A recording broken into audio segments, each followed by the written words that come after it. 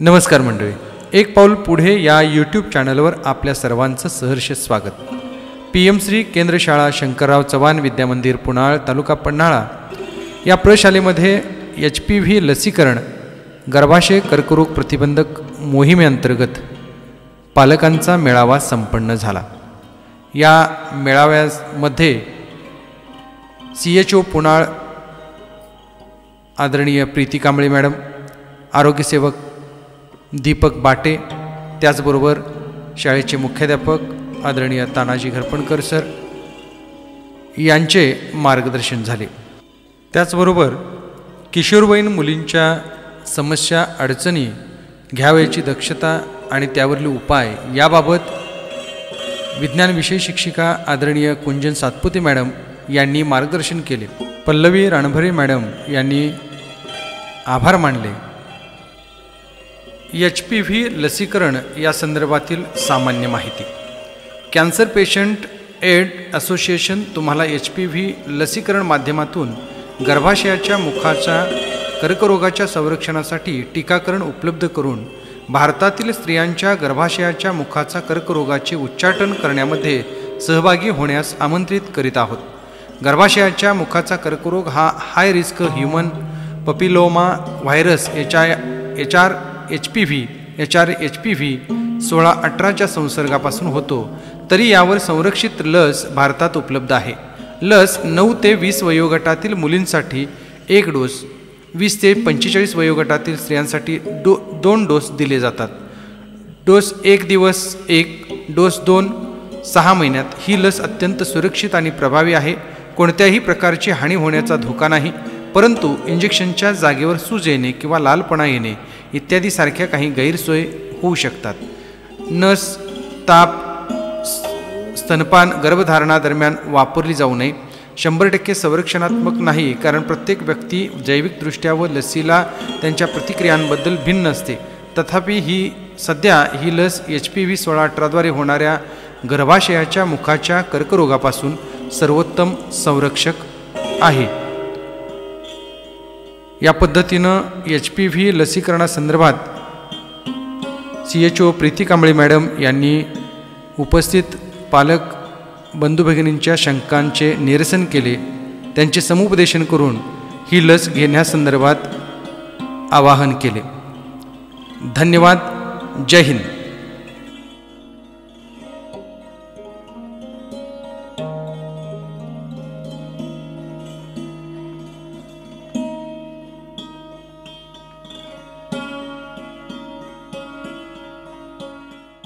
म्हणजे त्या 5 आजारापासून त्या मुलांचं पूर्ण आयुष्यभर ते रक्षण करतं। तर आपण ही जी लस आहे सर्वायकल कॅन्सर रोखण्यासाठी HPV नावाची लस, ज्याला सर्वायकल कॅन्सर वॅक्सिनेशन असं सुद्धा म्हटलं जातं, ती लस आपण आपल्या आरोग्य उपकेंद्र पुनाळतर्फे आपण सर्व मुलींना 9 ते 15 वयोगटामध्ये देणार आहे।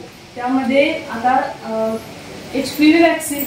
HPV कॅन्सर काय आहे तर कॅन्सर म्हणजे फक्त सगळ्यांना माहिती आहे की कॉमन मध्ये ती कुठेतरी गाठ उठणे किंवा त्या माणसाचं वजन कमी होते एवढंच माहीत असते आपल्याला, पण त्याची भरपूर कारणे आहेत आणि भरपूर लक्षणे पण आहेत। आणि कॅन्सर हा पहिल्या 10 वर्षात किंवा पहिल्या 15 वर्षात पण आपल्याला निदान करता येत नाही। तो कॅन्सर आपल्या शरीरामध्ये म्हणजे असतो, पण एकेकांना तो उद्भवतो, एकेकांना उद्भवत नाही। तर त्याची कारणं भरपूर आहेत, जसे की आता सिगारेट ओढणारी माणसं असतात किंवा अल्कोहोल पिणारी माणसं असतात।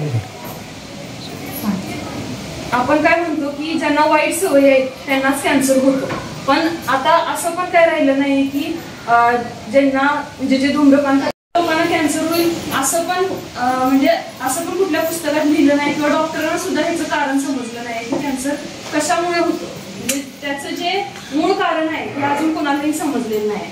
तर कॅन्सर रोखण्यासाठी पहिला तर आपण स्वतःची काळजी घेणं गरजेचं आहे। सरांनी भरपूर चांगलं मार्गदर्शन केलंच आहे, पण त्यामध्ये आपण आपलं आरोग्य, त्यासाठी आपण व्यायाम करणं गरजेचं आहे। जो आपला आहार आहे तो आहार चांगला घेणं, म्हणजे आहारामध्ये आपण काय काय घ्यायला पाहिजे, त्यामध्ये सर्व प्रकारचे कार्बोहायड्रेट्स, प्रोटीन, फॅट आणि फायबर ह्या 4 पदार्थांनी जो आहार बनतो तो आहार आपण रोज आपल्या एवढंच आपल्याला माहित असतं. पण त्याच्यासोबत आपण कोशिंबीर घेतली पाहिजे, पाणी 3 लिटर घेतलं पाहिजे. अशा ज्या छोट्या छोट्या गोष्टी आहेत, पण आपण त्याकडे लक्ष देत नाही. मी तर आता सध्या पुण्यामध्ये म्हणजे मला चांगली सेवा करायची इच्छा आहे, पण लोकांचा पण तेवढा प्रतिसाद पाहिजे. आता आम्ही दरवेळेला कॅम्प बोलवते, पण त्या म्हणजे एक ठराविक लोकच येतात, सगळी लोक येत नाही. आणि ज्या स्त्रिया आहेत त्या शेताकडे जाताना औषध घ्यायला येतात, म्हणजे त्यांना आपल्या शरीराची काळजी नाहीये. त्यांनी काळजी घेतली पाहिजे. काळजी घेतली तरच हा कॅन्सर सारखा भयानक. आता एक सध्या पेशंट आहे, म्हणजे तो लास्ट स्टेजवर आहे. तर इतकं वाईट वाटतंय त्याचं करताना सुद्धा, की इतकी वाईट कंडिशन कुणाची होऊ नये. तर त्यासाठी आपण प्रिव्हेन्शन म्हणजे प्रतिबंध करणं हेच आपल्याला त्यावर एक उपाय आहे. कॅन्सर कुणालाही होईल आणि कुणाला नाही, म्हणजे कोण गरीब श्रीमंत असा कॅन्सर कुणालाही होत नाही. आपलं आरोग्य जर चांगलं असेल, जर आपण व्यायाम करत असेल, जर आपल्या चांगल्या सवयी रोजच्या जीवनात असतील, तर कॅन्सर 100% तुम्हाला होणार नाही. आणि ही काय भीती घालण्याची कुठलीही आमची हे नाही आहे की काही झाड होत नाही, काय नाही, काही होत नाही. आपली त्वचा केस सगळं चांगलं राहते त्याच्यामुळं. तू खातच नाहीत मुली, आपण त्यांना आग्रह केला पाहिजे ना खाण्यासंदर्भात. पालेभाज्या खात नाहीत कितीतरी मुली, घरचं अन्नच खात नाहीत कितीतरी मुली. ते पॅकेट असतात त्यांच्याकडे, भूक लागली की ते पॅकेट फोडायचं खायचं. आणि या सगळ्या पॅकेटचे लाड आजी आजोबा करतात. दे पैसे त्याला चालू कर, जे रडायला लागलं किंवा हट्ट करायला जेवली नाही असू दे, जाते दुकानात चाललेला खाऊ दे, चुकीचं आहे ते अजिबात चांगलं अन्न नाहीये. तुम्ही घरात बनवलेलं अन्न मुलांना द्या. नॉनव्हेज पण आपण किती देतो, चिकन किती देतो मुलींना. त्या चिकनच्या कोंबड्यांना सुद्धा किती इंजेक्शन देऊनच मोठं केलेलं असते ना, पण त्या पण लवकरच मोठ्या झालेल्या असतात. हल्ली मुली चिकन शिवाय काय खात नाही, सतत ते फ्राईड चिकन आणि ते राईस मध्ये चिकन, सूप मध्ये चिकन, सगळं चिकनच चिकन. पण कुठलीही गोष्ट ओव्हर झाली तर ती आपल्याला त्रासदायकच ठरणार आहे ना. ते लवकर पिरियड येण्याचे कारण ते सुद्धा आहे. त्यामुळे आपण संतुलित आहार घ्यायला मुलांना शिकवलंच पाहिजेत ना. एक आई म्हणून ती आपलीच जबाबदारी आहे. हे सगळं म्हणजे फक्त व्हिडिओ आणि स्क्रीन बघून ती गोष्ट झालेली नाहीये. त्याच्या पाठीमागं आपली बदलती लाईफ, म्हणजे आपण जे लाईफस्टाईल चेंज केलेलं आहे ते सुद्धा त्याच्या पाठीमागं कारणीभूत आहे.